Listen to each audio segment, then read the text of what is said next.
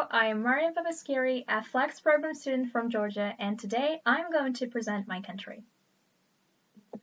So, let's start from a quick overview of my country. Georgia is located at the crossroads of Western Asia and Eastern Europe. The capital is Tbilisi. The area is 69,700 square kilometers. Our neighbors are Armenia, Azerbaijan, Turkey, and Russia. Georgia is bounded to the west by the Black Sea. The population is 3.7 million. The currency is gel, lari, and $1 equals to 3.29 laris. The government is Unitary Parliamentary Constitutional Republic. Here is a map of Georgia. And this is the capital of the country, Tbilisi. The motto of Georgia is "Strength is in Unity," and the anthem is called Freedom. You can see the national emblem and the national flag of my country. Georgia is divided into 9 regions, 1 city, and 2 autonomous republics. This, in turn, are subdivided into 67 districts and 12 self-governing cities. Above the parliamentary system, there are 150 members, 77 are proportional representatives, and 73 are elected through a single-member district system. This is the currency of Georgia, and here you can see Georgian money, Georgian coins. The lari, gel, is the currency of Georgia, and it is divided into 100 tetri. $1 is equivalent to 3.29 Georgian lari. Now let's talk about the religions and diversity in Georgia. So, most people in Georgia are Christians, making it 88.1% of the population. Out of these, 83.4% are Orthodox Christians and 4.7% are other Christians. Islam is 10.7% and other or no religions at all are 1.2%. In the photo you can see the Holy Trinity Cathedral of Tbilisi, which Georgians call Semeba. Language. It is notable that Georgian language is among 5 most beautiful alphabets in the world. Georgian script used to be 3 different languages throughout its existence: Nuskhori, Asuntavruli, and Khedroli. The one that Georgians use today is Khedroli. It has 33 letters and no capital letters. It's also interesting that Georgian language has no gender, and the words are read from left to right. Fun fact, the first Europeans come from Georgia. An archaeological expedition in Tbilisi, Georgia, found the oldest human skulls in the Caucasus, suggesting a man from Africa traveled to Europe through Georgia. The 1.8 million-year-old skulls are the remains of a human couple of Georgians called Sesva and Sia. It is without a doubt that Georgia is a homeland of the first European. Now let's take a look at Georgian history. The Georgian Golden Age describes a historical period spanning from roughly the late 11th to 13th centuries, during which the Kingdom of Georgia reached the peak of its power and development.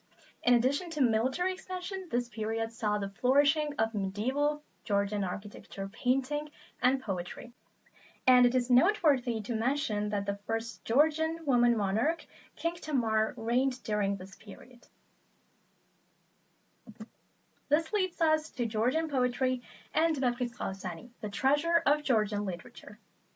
Mefres Qausani, or The Knight in the Panther's Skin, is a Georgian medieval epic poem written in the 12th century by a well-known Georgian poet, Rustavelli. A definitive work of the Georgian Golden Age is a significant part of our national treasure and is considered to be a masterpiece of the Georgian literature. And here comes Georgian music. Georgia has rich and still vibrant traditional music, which is primarily known as arguably the earliest polyphonic tradition of the Christian world. In these photos, you can see some traditional Georgian musical instruments and folk singers. While speaking about Georgian music, it is impossible not to mention Georgian dance. Georgian dance is the traditional dance of Georgia. It has its roots in the military moves, sports games, and dances celebrated during holidays in the Middle Ages. Georgian dance was popularized by Ilik Asokhishvili and his wife, Nina Ramishvili, founders of the Georgian National Ballet. And here is the traditional Georgian clothing that we already saw in the dances photos. Let's discuss another significant part of Georgian culture, which is art.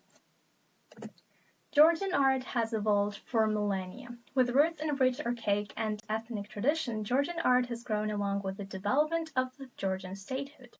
These paintings depict the lifestyle of Georgian people living in old times. The first photo is called Grape Harvesting by Niko Pirosmani, and the second one is Old Tbilisi by Elena Akhladiani. Well, of course I couldn't have missed Georgian cuisine.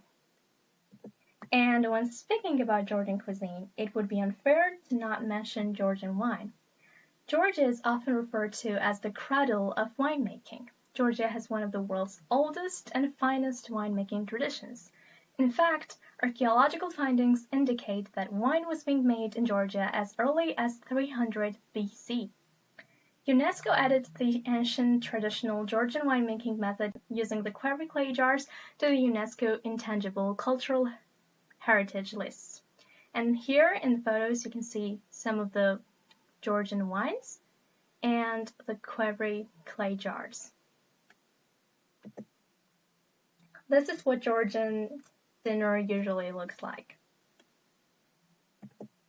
And now let's discuss each dish in detail. Hachaporiza cheese bread is widely spread in all parts of the country and is an inseparable part of the Georgian cuisine. Another tasty dish is khinkali, a meat-filled dough, which is basically a Georgian dumpling. Then comes chadi, which is cornbread and is traditionally eaten with beans and cheese. Next is satsivi, turkey in a walnut sauce, and labiani, bean-stuffed bread, which is also very delicious. Well, there's more to come. Alarja is a mixture of khalmi and soft cheese.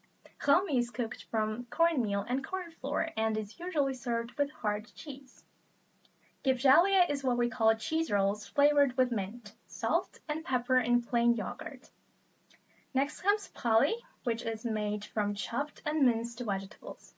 And last but not least is eggplant with walnut paste.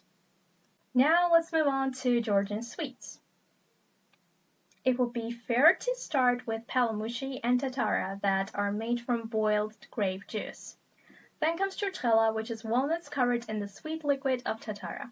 It is basically a Georgian Snickers. And there we have gozinavi, walnut and honey candy, a traditional Georgian Christmas dessert. Well, the list could go on since Georgia has quite a diverse and delicious cuisine, but now let's move on to Georgian nature. It's interesting to mention that Georgia is one of the most ecologically diverse places in the world. In fact, Georgia has Europe's highest permanent settlement. The villages of Bajorna and Ushkuli are the highest permanent settlements in Europe at 2,345 and 2,100 meters above sea level, respectively. Let's discuss some places you can visit in Georgia. In the first photo, you can see Batumi, a beautiful sea resort, which is a popular tourist attraction. Then we have the capital of Georgia, Tbilisi, and here is my favorite place in the city. It's the heart of Tbilisi. I took a photo from Narigala Fortress, which overlooks the whole city.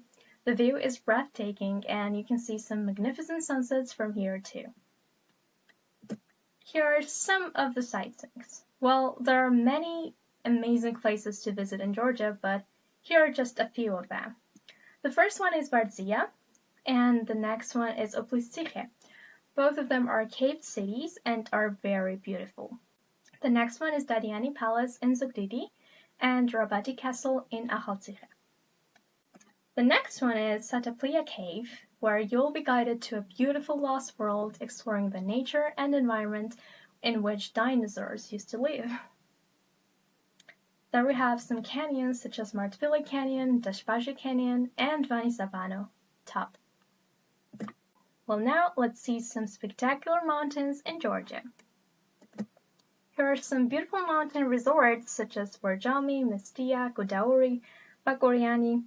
The last two are also very popular ski resorts to visit in winter. Gomista Summer Resort in Goria, where sea and mountain weather merges together and has natural curing effect. We have also some beautiful sea resorts. For example, this is Bedouinta Beach in Abkhazia. Speaking of Abkhazia, it is actually the region I am from. Here are some photos of this fascinating place. Unfortunately, this magnificent part of Georgia is currently occupied by Russia. In fact, 20% of Georgia is occupied by Russia. As you can see, our total land area is 69,700 square kilometers.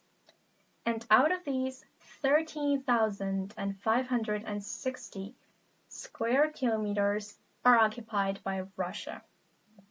This is a very sensitive topic for each Georgian, and since I am from Abkhazia myself, it is twice as painful for me to have experienced the occupation of my own home.